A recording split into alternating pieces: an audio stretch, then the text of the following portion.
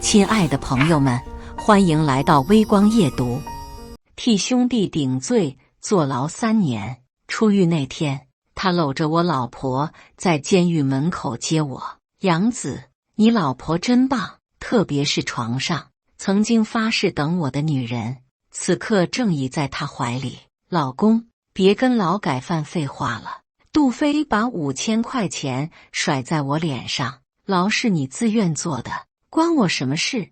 接下来开始我们本期故事，记得点击订阅并开启小铃铛。走出监狱大门的那一刻，我深深吸了一口自由的空气。3年了，外面的风都带着甜味。远处停着一辆宾利，杜飞靠在车头抽烟，旁边是我老婆刘梅。我拖着简单的行李袋向他们走去，脚步越来越快。整整3年，我终于能拥抱我的妻子，能拍拍我最好兄弟的肩膀。这3年冤狱，我全靠想着他们才撑过来。距离缩短到20米时，我猛地停住了脚步。刘梅穿着我从未见过的名牌连衣裙，紧贴着杜飞，一只手自然地挽着他的手臂。杨子，这儿。杜飞看见我，招了招手，嘴角挂着熟悉的笑。我机械地迈步向前，眼睛死死盯着刘梅挽着杜飞的那只手。兄弟受苦了。杜飞突然张开双臂，一把抱住我。我刚想说话，刘梅就开口了：老公，先带杨哥去吃饭吧。老公这个称呼像一记闷棍砸在我头上，我愣在原地，行李袋从手中滑落。杜飞哈哈大笑，搂住刘梅的腰。杨子，这3年多亏梅照顾我，你进去没多久，我俩就好上了。现在领证2年了。我的目光瞥向刘梅，却被她刻意避开。难怪3年前庭审结束后，刘梅在探视室里哭得梨花带雨，说她爸妈逼她离婚，否则就要和她断绝关系。她当时还哄我说先办手续，等我出来就复婚。现在想来，那张离婚协议书早就是她和杜飞谋划好的第一步。我拳头攥得发抖。杜飞，那场事故本来是你的责任，我替你顶罪3年。哎，杜飞吐了个烟圈，打断我：牢是你自愿做的，关我什么事？刘梅在一旁点头：秦阳，当时是你自己说要替飞哥顶罪的，这3年我总得有人照顾吧。再说了，飞哥对我很好。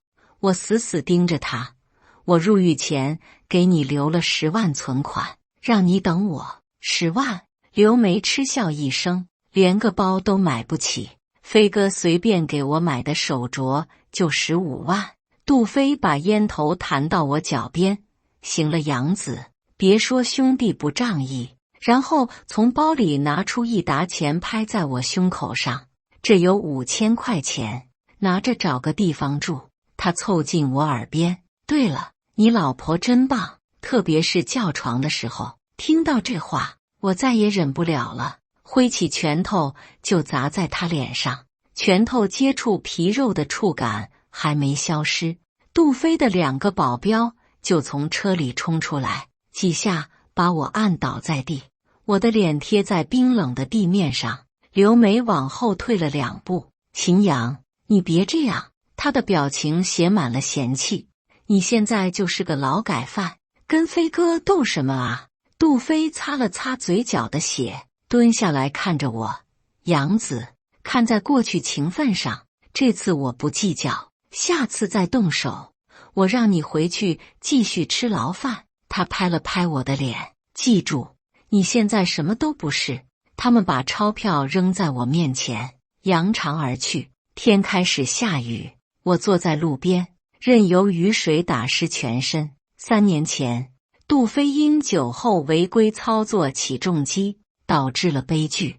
2名加夜班的钢筋工当场死亡，3名在工棚休息的工人重伤。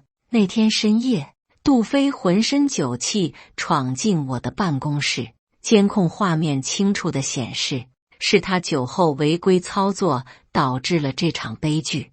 当时我们的建筑公司正值融资的关键阶段，如果创始人爆出这样的丑闻，不仅融资会泡汤，整个公司都可能面临破产。杜飞跪在地上求我时说的话，至今还在我耳边回响。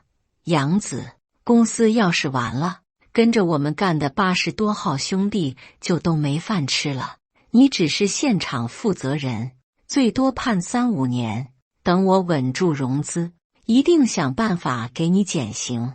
我犹豫了整整1夜，一方面是20年过命的交情，因为我们是穿一条裤子长大的兄弟，我们一起在建筑工地捡废铁，到后来一起创办公司。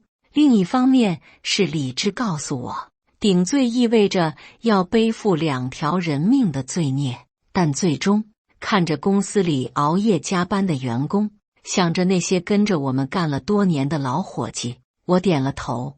杜飞当时红着眼眶向我保证，会照顾好刘梅，会每月来探监，会在我出狱后分我30%的股份。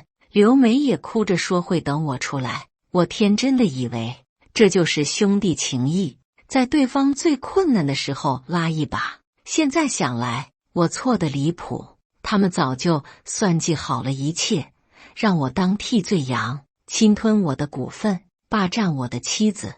而最讽刺的是，我竟然主动走进了这个圈套，就因为相信了20年的兄弟情谊，相信了5年的婚姻承诺。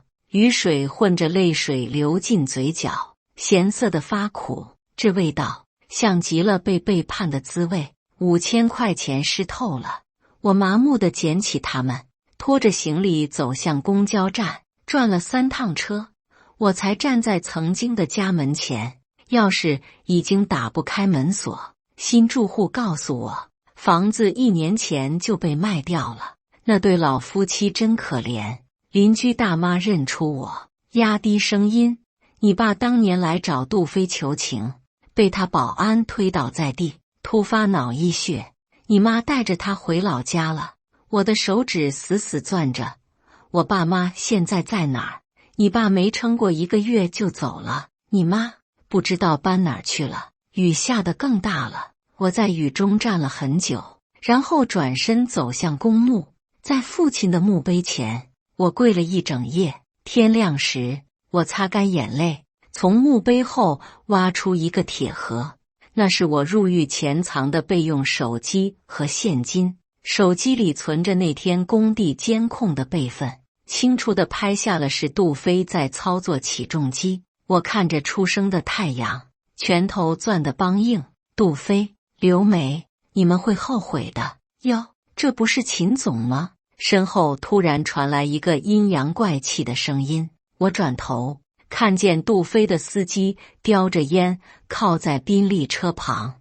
杜总让我来看看您死透了没？他踢了踢我脚边的行李袋，从钱包抽出几张钞票甩在我脸上。杜总说了，看您可怜，再加2000，拿着这点钱赶紧滚出卫视，别在这儿丢人现眼。钞票擦过我的脸颊，散落一地。杜总还让我转告您，刘小姐在床上特别会叫，尤其是被掐着脖子的时候。我猛地抬头，却见她已经转身要走。对了，她拉开车门，突然回头露出一个恶心的笑容。杜总下个月办婚礼，说是要补办个像样的仪式，毕竟当初娶个2手货，办得太寒酸了。引擎轰鸣声中，我死死盯着那辆远去的宾利，直到它变成一个小黑点。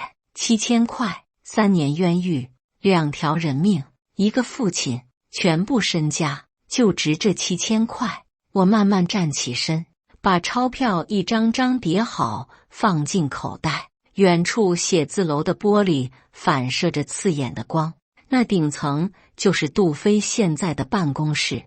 我知道他此刻一定正搂着刘梅，透过落地窗俯瞰这座城市，嘲笑我的愚蠢。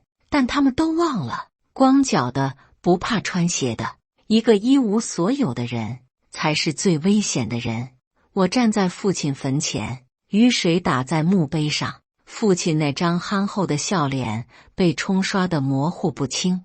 3年前我入狱时，他头发还是黑的，现在却躺在这冰冷的地下，就因为替我讨个公道。我掏出那部老式手机，屏幕还停留在监控视频的最后一帧，但这段视频还不够。我太了解杜飞了，这个从小一起长大的兄弟，做事从来都会留后手。手机突然弹出一条推送，本是财经新闻，飞建集团总裁杜飞携新婚妻子出席慈善晚宴，照片里刘梅一袭红裙靠在杜飞怀里，脸上挂着我从未见过的笑。我颤抖着点开评论区，用户3278，杜总真是人生赢家啊！听说他老婆是二婚，爱吃瓜的小明回复用户3278，前夫是个杀人犯，在工地害死2个人，杜总这是拯救失足妇女。用户3278回复爱吃瓜的小明，哇，杜总太善良了吧！我死死攥着手机，心中的火越烧越旺。他们把我塑造成杀人犯，把杜飞捧成圣人，这就是杜飞的手段，不仅要毁了我，还要让我永远翻不了身。突然，一通陌生来电打断了我的思绪。秦阳是吧？电话那头是个沙哑的男生。听说你在找3年前工地事故的真相，你是谁？别管我是谁，明天中午城东烂尾楼见，带上5万现金，我给你想要的东西。电话戛然而止，我盯着黑下去的屏幕，心跳加速。这可能是个陷阱，也可能是我唯一的机会，但现在的我连5000都拿不出来，更别说5万。雨越下越大，手机又响了，这次是条短信。忘了告诉你，你爸死前给我打过电话，他说我儿子是冤枉的，老头挺倔，挨了3顿打才咽气。我发疯似的回拨，却提示是空号。远处传来汽车引擎声，2道刺眼的车灯照过来，我看见3个拎着钢管的人影朝墓地走来。哟，孝子扫墓呢？为首的光头咧嘴一笑，杜总让我们来给你爸上炷香。钢管刮过墓碑，发出刺耳的声响。我知道，这才只是开始。杜飞不会让我轻易找到证据，更不会让我活着揭穿他的真面目。但这一次，我不会再任人宰割。我悄悄摸向口袋里的美工刀，这是我在监狱里学会的第一课。最不起眼的工具，往往最能致命。我抹了把脸上的雨水，看着那3个混混越走越近。光头拿钢管敲着掌心。杜总说了，给你2个选择：第一，拿钱滚蛋；第二是什么？我故意问。第二嘛。他突然一钢管砸在墓碑上，我爸的照片咔嚓一声裂开。我们帮你全家团圆。我笑了。在监狱3年，我见过太多这种虚张声势的混混，他们不知道，真正狠的人从来不会把狠话挂在嘴边。告诉杜飞。我慢慢站起身。他忘了一件事。啥事？光头一愣。我跟他从小一起长大，他那些脏事。我猛地掏出美工刀。我知道的比他想的多得多。哟，还带家伙了。光头嗤笑一声，立刻抡起钢管朝我脑袋砸来。我侧身躲过，美工刀在他手腕上划出一道血痕。这招是牢里那个老扒手教我的，专挑手筋位置下手，不致命，但能让人瞬间丧失战斗力。操！光头捂着喷血的手腕跪倒在地，剩下2个混混愣住了。他们没想到我这个劳改犯真敢动手，但就在我准备乘胜追击时，后脑勺突然挨了重重一击，原来暗处还藏着第4个人。我踉跄着转身，看到一个纹身男举着砖头，脸上带着狰狞的笑。杜总说的没错，你小子果然不安分。纹身男一脚踹在我肚子上，但你以为就凭你这点三脚猫功夫，能翻出什么浪？我蜷缩在泥水里，眼睁睁看着他们抢走我的手机。光头临走前还往我脸上啐了一口：杜总让我转告你，再敢搞小动作，下次就去拜访你妈。警笛声越来越近，但我已经不在乎了。雨水混着血水流进眼睛，我仰天大笑，笑自己天真，笑这狗日的老天爷。我躺在泥水里，任由雨水冲刷着脸上的血迹。远处警车的蓝光在雨幕中若隐若现，但我的注意力全被口袋里那个硬物吸引了。那部老式手机还在，光头他们抢走的只是个模型机。我咧开渗血的嘴角笑了。在监狱3年，我学会的第2课就是永远要留一手。我在暴雨中笑得浑身发抖。杜飞那个蠢货，真以为我还是3年前那个任他摆布的傻兄弟。在监狱的1095天里，我跟着金融诈骗犯学过反侦查，跟黑客学过电子取证，甚至跟职业杀手学过人体解剖，知道捅哪里最疼，却死不了人。雨水拍打在手机屏幕上，我直接定位到杜飞现在住的别墅区，把美工刀藏在后腰。晚上，出租车在离别墅2公里的地方停下，前面是私人领地了。司机狐疑地打量我湿透的囚服，我甩给他3张100元大钞，步行潜入暴雨中的绿化带，悄悄翻进了杜飞的别墅后院。刘梅的身影在落地窗前晃动，窗帘都没关，这婊子还是这么没安全意识。她正在打电话，脸上挂着那种我熟悉的谄媚的笑容，以前是对着我笑，现在是对着杜飞。我用美工刀在掌心转了个圈。监狱3年，金融诈骗犯老陈教过我，真正的复仇不是杀人，而是诛心。我猫着腰绕到别墅后侧，杜飞自以为安保严密，却不知道我比他还熟悉这栋房子的构造。当年装修时，是我亲手帮他设计的安防系统。厨房的通风口螺丝已经生锈，轻轻一拧就开，我直接钻了进去。透过门缝，我看见刘梅坐在客厅沙发上，边往脚上涂指甲油边打电话：老公，你几点回来呀？她对着手机撒娇，人家特意买了新内衣。我无声地咧嘴笑了，多讽刺啊！3年前她也是这样在电话里跟我调情，结果转头就爬上了杜飞的床。讨厌，你明明知道人家等不及了。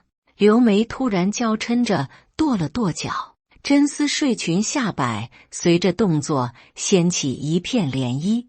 我故意碰到了餐桌上的花瓶，哗啦，瓷片碎裂的声响在别墅炸开。听见动静后，刘梅猛地坐起，谁在那里？看清是我后，她脸上的惊恐瞬间变成了讥讽。哟，劳改犯越狱了。她翘起2郎腿，真丝睡裙滑到大腿根。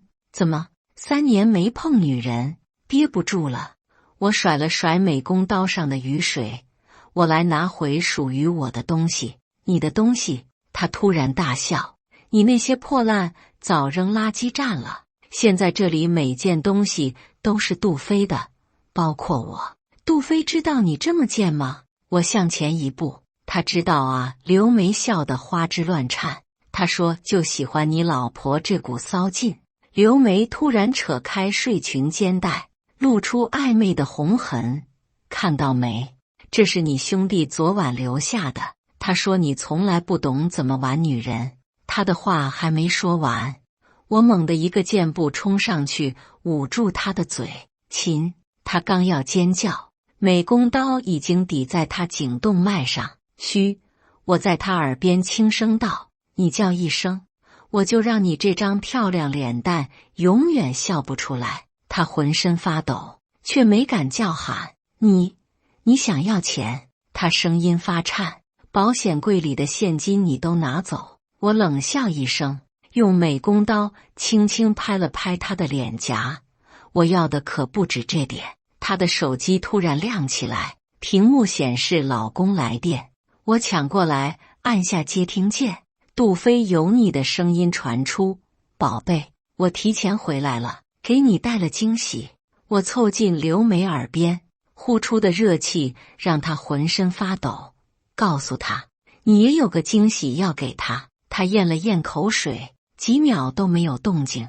电话那头再次传来声音：“宝贝，你怎么不说话？是不是太激动了？别急，老公马上就回来满足你。”我捏住刘梅的下巴，强迫她对手机挤出几个字：“老公，我也有惊喜。”电话那头传来一阵恶心的笑。我立刻挂断电话，看着刘梅惨白的脸色，我满意的退入阴影中。这个位置很妙，既能看清整个客厅，又恰好被浮雕挡住。几分钟后，门铃响起。杜飞推开门时，领带松松垮垮的挂着，手里还拎着个爱马仕的袋子，估计又是给刘梅买的包。宝贝，看我给你带了什么？他晃了晃袋子，突然皱眉：“你脸色怎么这么差？”刘梅站在客厅中央，浑身发抖。我躲在玄关的阴影里，数着杜飞的脚步，1步2步，看着这个曾经和我称兄道弟的男人。我慢慢掏出弹簧刀：“老公。”刘梅声音发颤，眼睛拼命往我藏身的地方瞟。杜飞突然笑了：“怎么，见到鬼了？”他随手把袋子扔在沙发上。“哦，对了，今天是我那好兄弟出狱的日子，你是不是怕他找上门来？”他走到酒柜前，给自己倒了杯威士忌。“放心，我派人去关照过他了。一个刚出狱的废物，能掀起什么风浪？”我悄无声息地往前挪了一步。杜飞仰头灌了口酒，喉结滚动。说起来还得谢谢他，要不是他替我顶罪，现在站在这里的可能就不是你了，亲爱的。刘梅猛地抬头：“你说什么？别这副表情。”杜飞嗤笑着捏他的脸：“要不是我临时把你调去办公室，现在蹲大牢的就是你了。秦阳那个蠢货，到死都不会知道，那天本该是你值班。”我握刀的手猛地收紧。原来如此，原来这场算计从3年前就开始了。不过现在说这些没意义了。对了，宝贝。杜飞的声音由远及近：“你刚刚说什么惊喜？就是现在。”我1步跨出阴影，弹簧刀咔嗒弹出。“惊喜吗？”杜飞的话卡在喉咙里，他的表情先是困惑，然后是不敢置信，最后定格在恐惧上。他松开刘梅，踉跄着后退：“秦阳，我怎么进来的？”我歪头笑了笑：“你忘了，这房子的安防系统还是我装的。”刘梅突然尖叫着扑向杜飞：“老公救我！他刚才还说要杀了我们。”杜飞刚上前1步：“你动一下试试。”我猛地拽住刘梅的头发，一把将她拽过来，刀尖抵在她脖子上，划出一道血痕。刘梅顿时僵住了，眼泪鼻涕呼了一脸。“秦阳，你冷静点。”杜飞举起双手，声音发颤：“有什么事我们可以谈。”我冷笑一声：“3年前你怎么不跟我谈？我爸躺在医院的时候，你怎么不跟我谈？”我手上的力道加重，刘梅发出杀猪般的惨叫：“啊，老公，救我！”啪！我一耳光抽在她脸上，力道大的让他嘴角渗血。这一巴掌是替我爸打的，啪！反手又是一记耳光，他精心打理的头发散乱成一团。这一巴掌是替我那3年牢饭打的。杜飞站在原地，脸色惨白。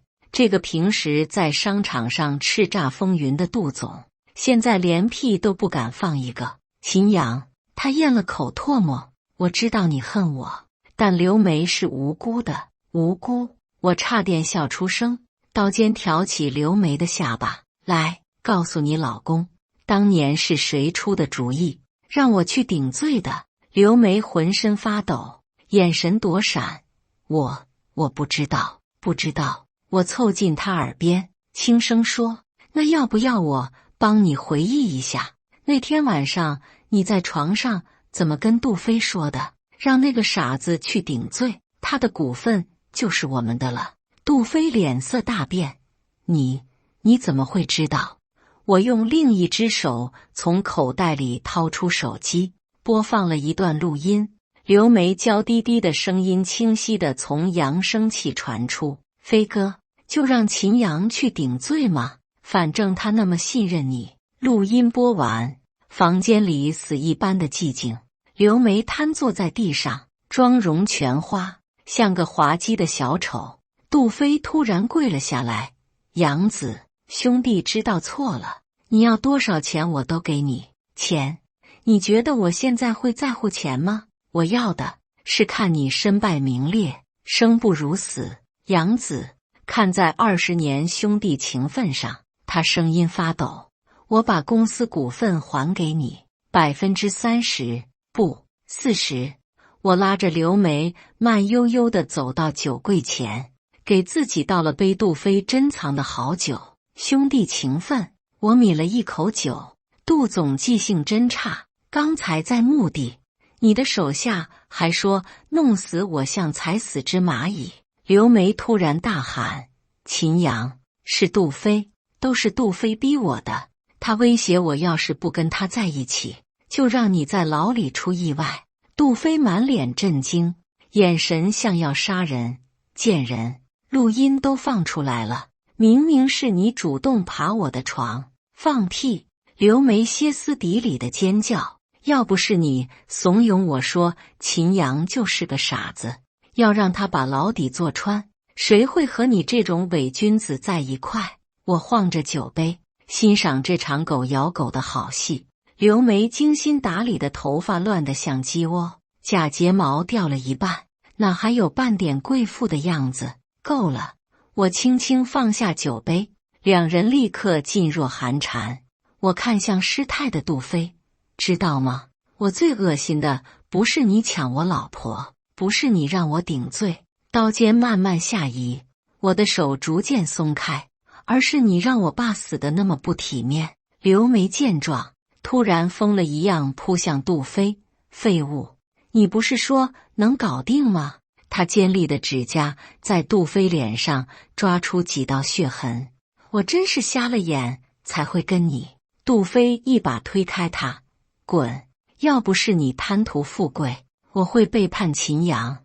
我冷眼看着这对狗男女互撕，突然觉得索然无味，他们不配脏我的手。突然，门外传来钥匙转动的声音，我和杜飞同时转头看向门口，一个穿着校服的小男孩推门而入，书包斜挎在肩上，约莫7、8岁的样子。爸爸，我放学了。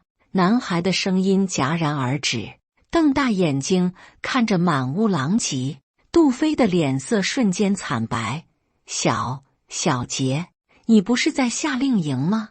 我的心脏猛地一缩，这孩子，我死死盯着男孩的脸，那眉眼，那鼻梁，活脱脱就是缩小版的我。刘梅突然发出一声凄厉的尖叫，连滚带爬地扑向男孩。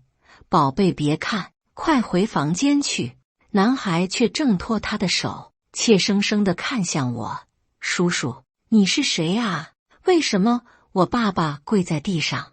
杜飞一把将男孩护在身后。秦阳，有什么事冲我来？孩子是无辜的，我的视线在杜飞、刘梅和男孩之间来回扫视，脑海中闪过一个可怕的念头：这孩子多大？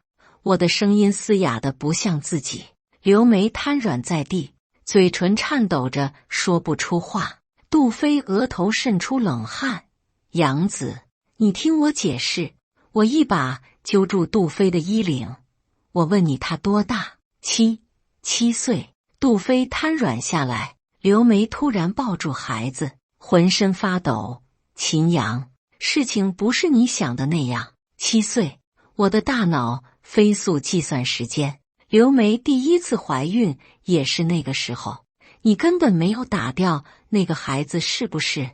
我猛地抓起刘梅的手腕，当年你说去做了人流，全是骗我的。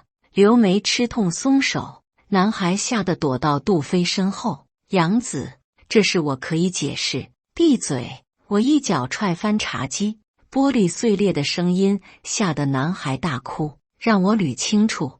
我颤抖着指向男孩，所以当年你说去外地参加婚礼，其实是去生孩子，还骗我说流产了。刘梅踉跄着后退2步，男孩困惑地看着我们，指着我惊呼：妈妈，这个叔叔长得好像照片里的。刘梅尖叫着上前要捂住男孩的嘴，我直接一脚将他踹开。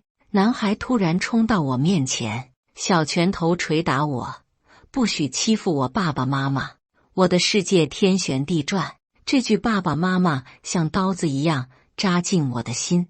我蹲下身与他平视：小朋友，你的生日是不是在10月份呀？男孩瞪大眼睛：你怎么知道？一切豁然开朗，记忆突然拼凑起来。那年刘梅突然说要去三亚参加闺蜜2婚，消失了整整2周。当时她还怀着身孕，我不放心，却被拦住说她闺蜜会来接，不用操心。结果回来时说在婚礼上不小心流产了。原来最大的背叛在这里等着我，他们不仅毁了我的人生，还偷走了我的孩子。你叫什么名字？我蹲下身与他平视，尽量温和地问男孩。男孩怯生生地回答：秦小杰。秦，我的姓氏。杜飞突然跪着爬过来：杨子，我发誓我不知道，我以为是这娘们偷偷背着你生的杂种。我猛地一拳砸在他脸上，鲜血从他鼻子里喷涌而出。爸爸！男孩哭喊着要冲过来，却被刘梅死死抱住。我颤抖着站起身，看着这个本该叫我爸爸的男孩，他眼里满是恐惧和不解，正用看怪物的眼神看着我。秦阳，求你！刘梅泪流满面：孩子什么都不知道，叔叔，求你别伤害我妈妈。秦小杰哭得满脸通红，小手死死拽住我的裤腿。我低头看向这个本该叫我爸爸的孩子，喉咙像被什么堵住了，手中的美工刀当啷一声掉在地上。多么温馨的一家3口啊！刘梅趁机一把抱住孩子，缩到墙角瑟瑟发抖。杜飞瘫坐在地上，突然大笑起来：秦阳，你现在知道为什么我非要你坐牢了吧？他抹了把鼻血：只要你在外面1天，这孩子迟早会知道真相。原来如此，他们让我坐牢，还是为了永远霸占我的儿子？畜生！我一脚踹在杜飞胸口，他撞在茶几上发出惨叫。你让我错过了他第1次走路，第1次叫爸爸。爸爸！男孩突然抬头，泪眼朦胧地看着我：你才不是我爸爸，我爸爸是杜飞。刘梅慌忙捂住孩子的嘴，但已经晚了。杜飞脸上浮现出恶毒的笑容：听见了吗？他永远只会认我当爹。我攥紧的拳头突然松开，看着男孩充满敌意的眼神，一种前所未有的疲惫感席卷全身。小朋友，你知道吗？我蹲下身，笑得吓人：我才是你爸爸。刘梅突然尖叫：秦阳！别说了。男孩困惑地眨着眼睛，你骗人！妈妈说你是坏人，想害我们。杜飞猛地扑过来，想压制我，被我反手按在地上。他像条疯狗一样挣扎。小杰，别听他胡说，他在监狱里待疯了，放开我爸爸！你这个坏蛋！男孩小脸皱成一团，狠狠咬住我的手腕，鲜血顺着手腕流下，但远不及心里的痛。我苦笑着松开杜飞，男孩立刻像英雄一样护在他身前。看到了吗？杜飞搂着孩子，得意地咧嘴一笑，这就是父子天性。窗外一道闪电劈过，照亮了刘梅惨白的脸。她嘴唇颤抖着想说些什么，最终却只是抱紧了孩子。我站在客厅中央，看着抱成一团的一家三口，缓缓掏出手机拨打了110。我要报警，有人持刀行凶，另外还有一起冤案。挂断电话，我对着杜飞冷笑一声。杜飞脸上的肉跳动着，你疯了？警察来了你也跑不掉。跑！我从背包里取出密封袋，里面是沾血的钢管，当年打死我爸的凶器。我本来就没打算跑。刘梅突然尖叫着扑向门口，被我一把拽住头发拖回来。急什么？好戏才刚开始。秦阳，你冷静点。杜飞把儿子护在身后，声音发抖。当年是我不对，但孩子是无辜的。我从怀里掏出一沓文件，甩在他脸上。那你给他下毒的时候，怎么不想想他是不是无辜的？文件散落一地，全是小杰的体检报告，血铅值那一栏全部用红笔圈出。这些是周倩告诉我的。她在墓地找到我时，我正崩溃不已。秦先生，一把黑伞停在我面前。听说你出来了。周倩递来一张名片，我被她害得家破人亡，你也一样。她手腕上有一道割痕，那是她半年前自杀未遂的证明。什么下毒？刘梅突然疯了一样扑向杜飞。你对我儿子做了什么？杜飞一脚踹开他。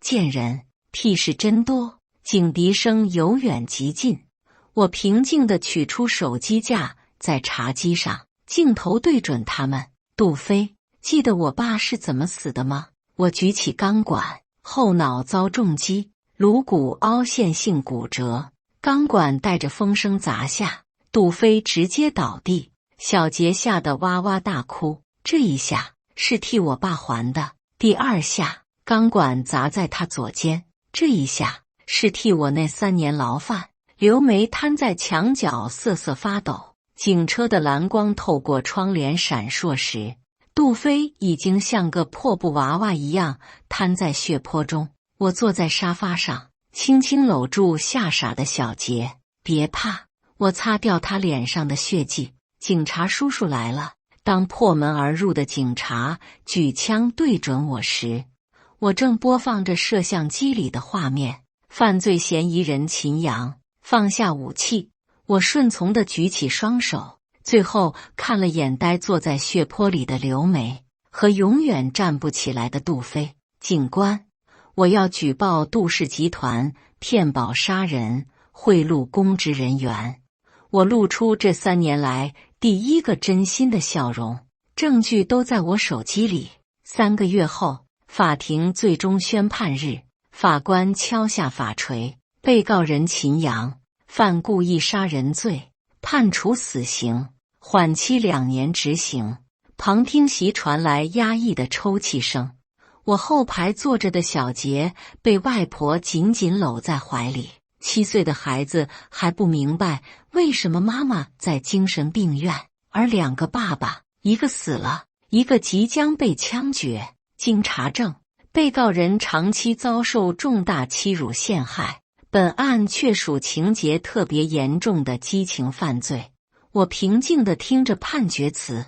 法警给我带上重料时，小杰突然挣脱外婆的怀抱冲过来，他小手抓住栏杆，奶声奶气地问：叔叔，你为什么要杀爸爸？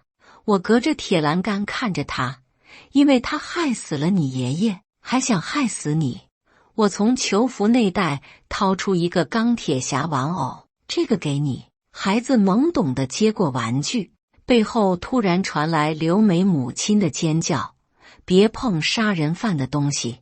老太太冲过来拽走孩子，玩偶掉在地上，摔得粉碎。入狱后，周倩在看守所举起一张照片，杜氏集团大楼被拍卖的新闻截图。那个曾经价值数亿的商业帝国，最终以欠债抵押告终。刘梅在精神病院袭击护工，被转到重症区了。她在电话里说，小杰外婆卖掉了最后一套房产。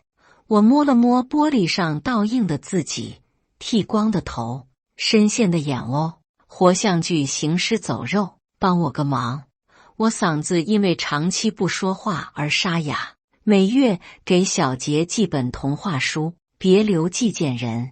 周倩突然红了眼眶，上诉材料都准备好了，明明可以改判无期的，为什么放弃？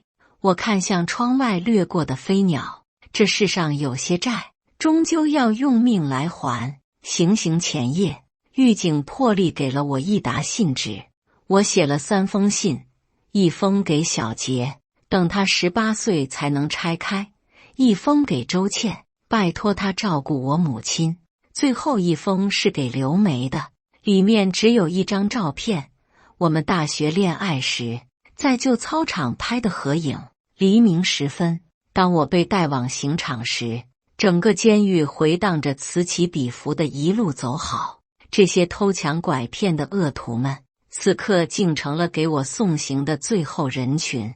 枪响前，我听见年轻的法警在啜泣，多讽刺啊！在场唯一为我流泪的，居然是个陌生人。20年后，剑桥大学犯罪心理学课堂，我拖着简单的行李袋向他们走去，脚步越来越快。清教授点击投影仪，秦阳的犯罪心理存在明显。教室最后一排，黑发青年突然举手：教授，您漏了关键证据。其实秦小杰始终记得那个暴雨夜，有个满脸泪光的男人蹲下来对他说，长大后要当个好人。而这句话最终改变了一切，他也终于知道，原来当年自己哭着维护的爸爸，是整个犯罪事件的导火索。全场哗然中，投影屏亮起我当年在别墅录下的视频画面。年轻的助教冲进来惊呼，秦同学，你母亲在精神病院自杀了。青年平静地关掉投影，知道了，感谢大家的观看。本期故事精彩吗？欢迎大家在下方评论区吐槽。如果你喜欢这类故事，记得点击订阅微光夜读，并分享给更多的人，这会对我帮助很大。再次感谢大家的观看。